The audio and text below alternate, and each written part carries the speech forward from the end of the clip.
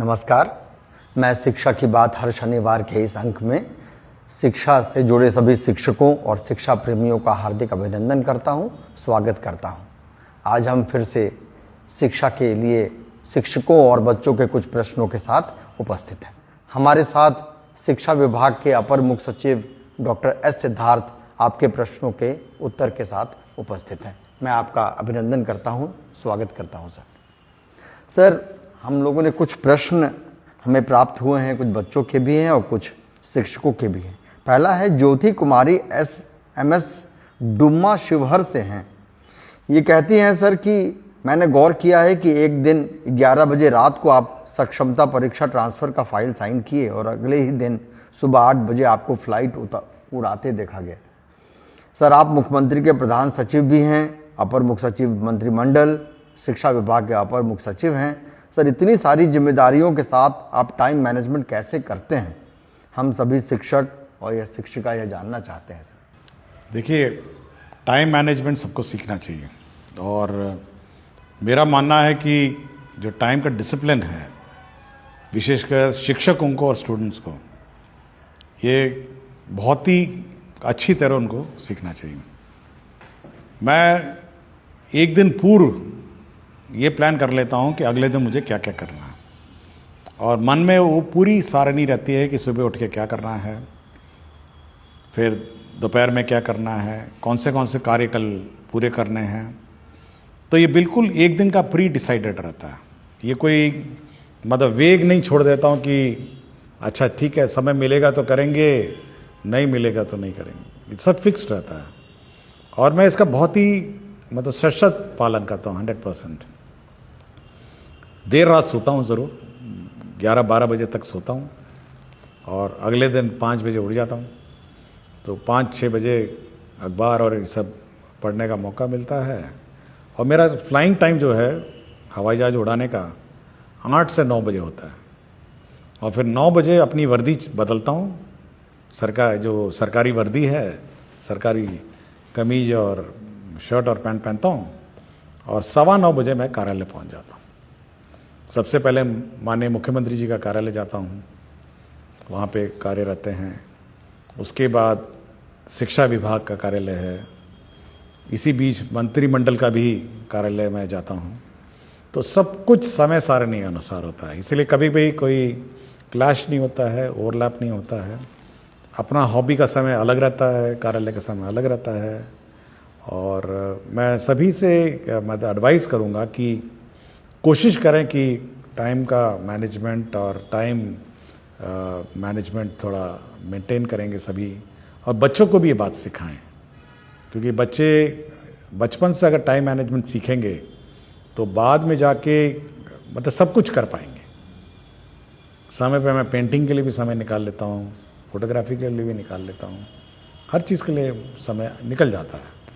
और अगर time management हो तो सब कुछ हो जाता है, और अगर टाइम मैनेजमेंट नहीं हो तो कुछ नहीं होगा। फिर आप कंफ्यूजन में रहेंगे और दुविधा में ही रहेंगे हमेशा। राकेश सर शिक्षक हैं प्राथमिक विद्यालय बड़की बलियारी विक्रम पटना के।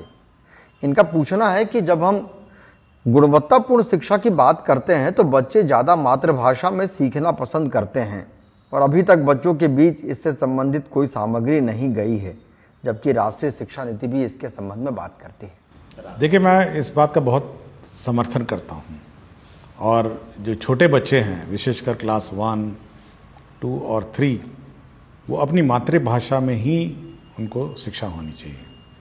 और चाहे वो अंग्रेज़ी पढ़ा रहे हों, हिंदी पढ़ा रहे हों, जब तक उनको अपनी मातृभाषा में नहीं सिखाएगा तो उनका जो लर्निंग कर्व है या लर्निंग कैपेसिटी से वो बिल्ड नहीं होगी। ये ज़रूर मतलब है, समस्या है कि हमने इंग्लिश की किताबों में भोजपुरी, मगही, मैथिली ये सब शब्दों का वहाँ पे अंकित नहीं किया है, और हिंदी भाषा की किताबों में भी ये बात लिखी नहीं है। बट मैं ये उम्मीद करता हूँ कि जब शिक्षक कक्षा में अगर मगध क्षेत्र में अगर बच्चे को टीचर पढ़ा रहे हैं, क्योंकि अब तो स्थानीय मोटा मोटी अब स्थानीय ही टीचर हो गए हैं, सक्षमता पास भी वहीं के लोग हैं और बाकी लोग भी उसी ज़िले के हैं, तो मैं ये उम्मीद करता हूँ कि जब भी पढ़ाएं तो अपनी भाषा जो मातृभाषा है उसमें उस बच्चे को सिखाने की कोशिश करेंगे। किताबों में ज़रूर ये कमी है, ये मैं एडमिट करता हूँ, और ये बहुत बड़ा चैलेंज है, और इसको बनाने में मतलब मल्टीलिंगुअल किताब बनाने में समस्या लगेगी। बट टीचर कोशिश करें कि भोजपुरी है, बच्चा है तो भोजपुरी में उसको सिखाएं, ए फॉर एप्पल है तो एप्पल को भोजपुरी में सिखाएं, B for ball, C for cat है, जो भी है अपनी भाषा में सिखाएं। लेकिन ये पूर्ण रूप से अब टीचर पर अब निर्भर है। सर एक सवाल है, प्रभा कुमारी बेगूसराय बिहार, ये +2 केमिस्ट्री टीचर हैं, UHS कतारमाला डंडारी बेगूसराय की। ये पूछते हैं कि गुणवत्तापूर्ण शिक्षा सुनिश्चित करने हेतु चेतना सत्र में कौन कौन सी गतिविधियां की जानी चाहिए सर? देखिए, चेतना सत्र में वो सब करना है जो आपके किताबों में नहीं है। ये मैं बिल्कुल स्पष्ट किया हूँ बहुत बार कि आपकी जो किताबें में नहीं, जो आपके करिकुलम में है, वो चेतना सत्र का पार्ट नहीं है। मतलब मैथ्स है, इंग्लिश है, हिस्ट्री है, ज्योग्राफी है, वो नहीं। चेतना सत्र में मैं पिछले एपिसोड में मैंने कहा कि आप उसको वैल्यूज़ सिखाएंगे, मतलब एक मानवीय जो गुण है वो सिखाने का सत्र है।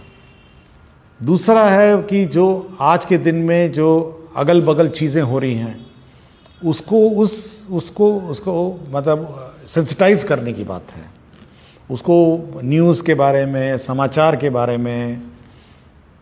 तीसरा है राष्ट्र के प्रति प्रेम और सम्मान की भावना, जैसे राष्ट्रीय गान है या राज्य के प्रति प्रेम और सम्मान की भावना है, तो बिहार गीत है।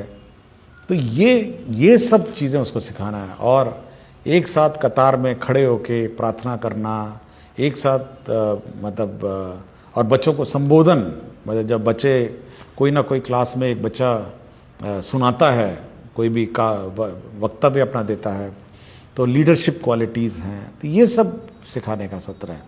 क्लासरूम का जो सब्जेक्ट है वो उससे बहुत ही भिन्न है, और इसलिए मैं बार बार कह रहा हूँ, मैं सभी टीचर से कहता हूँ, क्योंकि हमको हमेशा ये चिंता रहती है, क्योंकि ये पहला सत्र है। अगर टीचर हल्का सा भी लेट हो जाए तो ये सत्र अफेक्ट हो जाता है।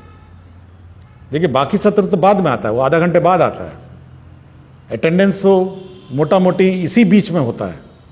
तो हमको हमेशा ये चिंता रहती है कि चेतना सत्र में लापरवाही नहीं हो, और ये समय पे शुरू हो, समय पे ख़त्म हो। हम लोगों ने माइक, म्यूज़िक सिस्टम, बैंड, सबका लिए हम लोगों ने प्रोविज़न किया हुआ है। इसलिए चेतना सत्र मैं अनुरोध करूंगा टीचर से कि भाई इसको बहुत गंभीरता से लें, और बहुत ही मतलब ये बहुत इंपॉर्टेंट सत्र है। शिक्षक ने पूछा है सर कि NEP 2020 के अनुसार 25-26 तक कक्षा 3 तक के सभी बच्चों को निपुण बना देना है। एक निपुण भारत कार्यक्रम भी चल रहा है सर, अर्थात उन्हें वर्ग सापेक्ष दक्षता प्राप्त करवा देनी है। इस महत्वाकांक्षी उद्देश्य की पूर्ति के लिए विभाग कौन कौन से उपाय कर रहा है? देखिए, सारे कर रहे हैं। देखिए, FLN किट्स हैं अब हमारा, और रिविजन्स हैं, टेस्ट हैं, और जब तक जूनियर क्लासेस में वो निपुण नहीं होंगे, सक्षम नहीं होंगे, तो सीनियर क्लासेस में ड्रॉप आउट्स बहुत बड़ी हो जाएगी। इसलिए जो पहला इनिशियल क्लासेस हैं उस पर ज़्यादा हम लोग का ध्यान है, और एक बार पकड़ ले हो मतलब रफ्तार पढ़ाई और शिक्षा का, तो ड्रॉप आउट्स भी उतना कम हो जाएगा। तो मेन फोकस हम लोग का वही है, क्लास 1 to 8। सर एक शिक्षक ने पूछा है सर कि विभाग से कई टोल फ्री नंबर जारी किए गए हैं, परंतु बहुत बार फ़ोन करते रहने पर भी कोई बार उत्तर प्राप्त नहीं होता है, ऐसे में हमें क्या करें? देखिए, टोल फ्री नंबर वही है जो वेबसाइट पे है, विभाग के वेबसाइट पे जो नंबर है वही टोल फ्री नंबर है, और उस टोल फ्री नंबर मल्टीपल वहाँ पे 30 टेबल रहते हैं, 30 लोग उसको उठाते हैं, कॉल को रिकॉर्ड करते हैं, उसका हर आवेदन पत्र चेक होता है, उस पर क्या अनुपालन हुआ चेक होता है। इसलिए मल्टीपल टोल फ्री मत खोजने की कोशिश करिए, आप वेबसाइट में जो टोल फ्री नंबर है उसी को डायल करिए और अपना कंप्लेंट वहीं पे रिकॉर्ड करिए। एक शिक्षक ने पूछा है, कभी कुछ दिन पहले ही आपने कहा कि प्रत्येक शिक्षित व्यक्ति की जिम्मेदारी है कि वो अशिक्षित को शिक्षित बनाए, एक शिक्षक को छोड़कर अन्य शिक्षित व्यक्ति यह कैसे सुनिश्चित कर सकता है? देखिए, ये बाबा साहब डॉक्टर भीमराव अम्बेडकर जी का कथन है, और 14 अप्रैल को एक कार्यक्रम में गया था मैं। उस कार्यक्रम में मुझे किताब मिली थी और किताब के पीछे वाला कथन है जो मैंने पढ़ के सुनाया है। और देखिए, टीचर तो शिक्षित हैं जो शिक्षा ग्रहण कर रहे हैं, लेकिन समाज में बाकी लोग भी तो शिक्षित हैं ना। आपके मुखिया जी हैं, वार्ड सदस्य हैं, जीविका हैं, तो सब लोगों का अगर आप शिक्षा प्राप्त करते हैं तो ये आपकी जवाबदेही है और आपकी रिस्पॉन्सिबिलिटी है कि बाकियों को भी आप शिक्षित बनाएंगे। देखिए, बहुत ही सिंपल ही मांग रहा हूं मैं, कोई बहुत बड़ी डिमांड नहीं है मेरी। मैं इतना ही कह रहा हूं कि भाई जो बच्चा बाहर घूम रहा है या बच्चा ड्रॉप आउट है उसको वापस स्कूल में लाइए, इतना ही कर दीजिए, बहुत है। मैं कोई बहुत बड़ी चीज़ नहीं मांग रहा हूं एक शिक्षित व्यक्ति से। बच्चा बगल में मोहल्ले में घूम रहा बाहर, उसको आप समझा बुझा के स्कूल में भर्ती करा दीजिए, इतना ही मेरी डिमांड है। और इतना ही करिए ना, बाकी कुछ मत करिए, आप इतना ही कर दीजिए। बाकी वो बच्चा एक बार शिक्षित हो जाएगा, वो अपने में संभल जाएगा। जी, बहुत उपयोगी है सर। कि सर, एक शिक्षक ने पूछा है कि कई शिक्षक अपनी लेखनी या नवाचारी मन के कारण सोशल मीडिया पर बहुत प्रसिद्ध होते हैं, परंतु उस नवाचार को अपने वर्ग कक्ष तक ले जाने में असफल रहते हैं। इस सिचुएशन को डील करने हेतु तो आपका क्या सुझाव है सर? देखिए, बार बार मुझे डायरेक्टर SCERT से मेरी बात होती है और मेरे ख्याल से हर एक महीने में उनका इस पर मेरे से डिस्कशन हो जाता है।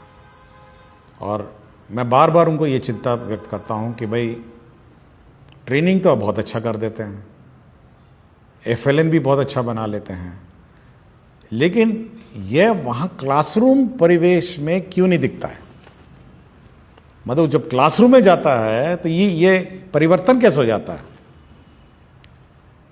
आप या तो आपका ट्रेनिंग मेथोडोलॉजी गलत है।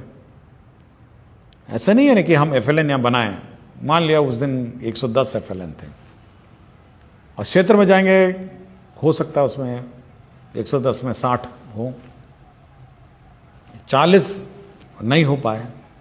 तो बार बार मैं SCERT को ये बोलता हूँ, भाई ट्रेनिंग जब आप करते हैं और ट्रेनिंग मेथोडोलॉजी करते हैं तो आप ये ध्यान रखें कि जो आप पढ़ाते हैं वो स्कूल में इम्प्लीमेंट हो रहा है, यह सुनिश्चित करें।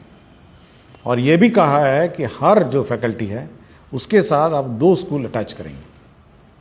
वो अपने जो प्रयोग है FLN का प्रयोग, वो देखेगा कि जिस टीचर को हमने ट्रेनिंग दिया था वास्तव में वो पढ़ा रहा है, नहीं पढ़ा रहा है जिस प्रकार की ट्रेनिंग उसको दी गई है, या अपने मर्जी से फिर शुरू हो गया।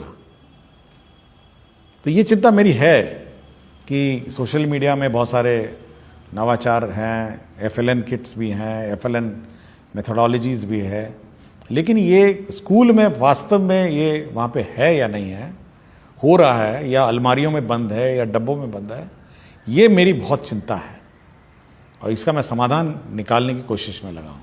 बहुत स्वाभाविक है सर। सर, एक प्रश्न पूछा है शिक्षक ने कि 100% नामांकन के लिए अभी नामांकन पखवाड़ा भी चल रहा है और यह शैक्षणिक सत्र की सबसे महत्वाकांक्षी उद्देश्य भी है। इसके डेट को अभी एक्सटेंड करके सर 22 अप्रैल तक किया गया है। वो पूछ रहे हैं कि सर हम शिक्षक ऐसा क्या करें कि जिससे नामांकन में तेजी आए? देखिए, तेजी में क्या, आपका पहले तो मीटिंग, मैंने पहले ही कहा है, आप मुखिया जी को ये मीटिंग करेंगे, वार्ड सदस्य को मीटिंग करेंगे, गांव में आंगनवाड़ी सेविका मीटिंग करेगी, आपके जीविका दीदी मीटिंग करेंगे, बच्चों की प्रभात फेरी निकालिए, आप स्कूल को इतना अट्रैक्टिव कर दीजिए कि मतलब बच्चे देखने आए स्कूल में क्या हो रहा है। तो जब एक्साइटमेंट लेवल स्कूल का बढ़ेगा तो बच्चे अपने आप आ जाएंगे। मतलब कभी कभी मैं सोचता हूँ कि कभी कोई JCB गांव में आ जाता है, उसको देखने के लिए 15-20 लोग इकट्ठा हो जाते हैं, मतलब एक्साइटेड हो जाते हैं कि कुछ चीज़ हो रहा है या स्कूल में हो रहा है। तो जैसी स्कूल में वो एक्साइटमेंट है, अटैचमेंट है, या स्कूल में कोई इवेंट हो रहा हो, माइक, देखिए एक चीज़ मैंने सबको कहा है कि शुरू में 6:30 बजे स्कूल है, आप एक ही काम करिए, कुछ नहीं करना है, आप जोर जोर स्कूल का गाना चलाइए, जोर जोर परेड करिए, जोर जोर अपना स्कूल में वक्तव्य दीजिए, ताकि पूरे गांव में आवाज जाए कि स्कूल शुरू हो गया। और कोई बच्चा बाहर घूम रहा है या उसका माता पिता सुनेगा ना, तो वो अपने बच्चे को देखेगा, कहेगा कि नहीं इस बच्चे को तो स्कूल में जाना है, बाकी बच्चे तो पहुंच गए हैं। तो ये माइक है, बड़ा एम्पलीफायर ले लीजिए ना, बड़े बड़े एम्पलीफायर ले लीजिए, लेकिन ऐसा आवाज करिए पूरे गांव मोहल्लों में कि अगल बगल सारे माता पिता को पता चल जाए कि 6:30 बजे स्कूल शुरू हो गया है, अब स्कूल की गतिविधि शुरू हो गई है, प्रार्थना शुरू हो गया है, आपका राष्ट्रीय गीत हो रहा है या आपका कोई वक्तव्य सुनाया जा रहा है। ये जो आप पूछ रहे थे पहले कि चेतना सत्र का क्या उद्देश्य है, चेतना सत्र का उद्देश्य ये है कि चेतना स्कूल के अंदर ही नहीं बल्कि स्कूल के बाहर भी चेतना करना, और अगल बगल जितने माता पिता हैं उनको लगे, उनको अपने लगे अंदर कि भाई मेरा बच्चे को तो होना चाहिए समय, लेट भी नहीं पहुंचाएगा, कि भाई जैसी आवाज आएगी तो बच्चा सो भी रहा होगा तो उठा के उसको भेज देगा कि भाई तुमको तो 6:30 बजे स्कूल शुरू हो गया है, और या कहीं ड्रॉप आउट होगा तो उसको भर्ती कराएगा। तो उस चेतना सत्र में माइकिंग का, आवाज का, मतलब उसका प्रयोग किया जाए और फुल वॉल्यूम में प्रभात फेरी निकाली जाए, माइक लगा के मुखिया जी का मीटिंग कराया जाए, वार्ड सदस्य का मीटिंग कराया जाए, जीविका बिल्कुल हिला दिया जाए, मतलब गांव का जो वातावरण है उसको इतना चार्ज कर दिया जाए कि सारे बच्चे स्कूल आ जाएं। बिल्कुल बच्चे भाग के आए स्कूल में। हाँ, मतलब जब एक्साइटमेंट होगा तो सब आ जाएगा ना। अब आपको उम्मीद करेंगे कि हाँ एक तो शांति से वातावरण में स्कूल चल रहा है, आप उम्मीद करेंगे कि अच्छा हम अपना बच्चा लेके जाएंगे, अच्छा कल, आज नहीं तो कल ले जाएंगे, कल नहीं तो परसों, करते करते करते गया। फुल वॉल्यूम में गीत बजाइए, स्कूल में गीत बजाइए, फुल वॉल्यूम में प्रार्थना चलाइए, पूरा गांव का माहौल को ना हिला दीजिए माइक से। विभिन्न धर्मों में भी है, होता है ना, मस्जिद में अजान होती है, मंदिर में आरती होती है, कितना अट्रैक्शन हो जाता है किसी भी मनुष्य को कि बस जाके प्रार्थना या इबादत करनी है, तो वो पैदा करना पड़ेगा स्कूल को।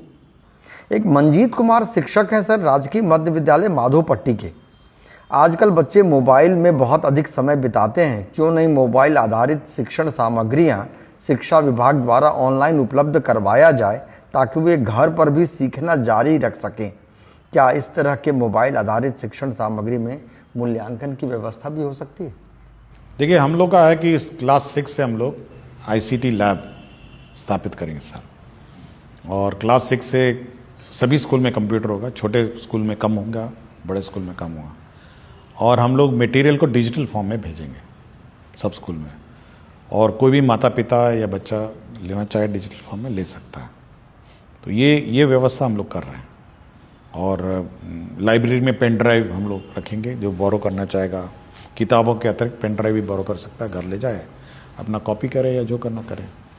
तो डिजिटल लाइब्रेरी को भी हम लोग स्ट्रेंथन करने की कोशिश में है। तो इस साल हम लोग का यही लक्ष्य है कि ICT लैब हो, डिजिटल लैब हो, और बच्चे मतलब फिजिकल बुक्स के अलावा डिजिटल बुक्स भी बोरो कर सकें, ये हमारी व्यवस्था है। एक बच्ची का प्रश्न है सर, सुहानी कुमारी हैं, कक्षा 4 मध्य विद्यालय माधोपट्टी दरभंगा की। इनका सवाल है सर कि विद्यालयों में बच्चों की ऑनलाइन उपस्थिति दर्ज करने को लेकर कुछ दिन पहले संकल्प लिया गया था, क्या इसी सत्र से बच्चों की ऑनलाइन हाजिरी बनेगी? ये कौन सा क्लास की हैं? ये कक्षा 4 की है सर। 4 की हैं, चलिए। ये अट्रैक्ट हो रही हैं चीज़ों के साथ की। कक्षा 4 में भी मतलब डिजिटल एज का जनरेशन है। देखिए, हम लोग ये अवश्य है कि हम लोग ऑनलाइन अटेंडेंस लेंगे, और सबसे प्रथम 1 मई से आपको याद होगा कि हम लोगों ने 30 टैबलेट 30 स्कूल में बांटे हुए हैं और उसकी मॉनिटरिंग कर रहे हैं। तो सबसे पहले हम लोग इस 30 स्कूल में ऑनलाइन अटेंडेंस, मतलब बच्चों का अटेंडेंस करवाएंगे। ये 30 जो स्कूल्स हैं, 5 ज़िले हैं, 5-6 ज़िले हैं, हर ज़िले में 5 हैं, और उसमें इवन फेस रिकग्निशन सॉफ्टवेयर भी बिल्ट इन है। तो बच्चा अपना रजिस्टर करेगा, टीचर भी रजिस्टर करेंगे, और अटेंडेंस, ग्रुप अटेंडेंस होगी बच्चों की और टीचर की भी, और ऑटोमेटिकली वो सॉफ्टवेयर जो है वो इनके लाइब्रेरी फ़ोटो से उस फोटो को मिलान करेगा और टीचर का अटेंडेंस शीट बना देगा और बच्चों का अटेंडेंस शीट बना देगा कि कौन बच्चे उपस्थित हैं, कौन बच्चे उपस्थित नहीं हैं।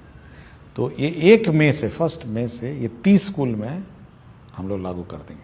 ये ट्रायल पे चलेगा कुछ दिन, टेक्नोलॉजी नहीं है, लेकिन उसके बाद आपको हर टीचर का attendance automatically optical recognition software से निकल जाएगा और हर बच्चा ग्रुप में भी बैठ के मिड डे मील खा रहा है, उसका फोटो ले लेंगे तो वो ऑटोमेटिकली बता देगा कि कितने बच्चे, कौन बच्चा खा रहा था और कौन बच्चा उस पूरे कतार में मिसिंग है। तो ये सॉफ्टवेयर है। कक्षा 4 की जो सुहानी कुमारी बच्ची हैं, छात्रा है, तो डिजिटल एज में प्रवेश कर रही हैं, तो अब वो कागजी अटेंडेंस और फिजिकल अटेंडेंस का भी युग खत्म हो गया है और एक बार ये टेस्ट हो जाएगा तो स्टेट वाइड रोल आउट करेंगे। बहुत बहुत धन्यवाद सर। सभी को नमस्कार। हम अगले शनिवार के साथ पुनः उपस्थित होंगे। धन्यवाद।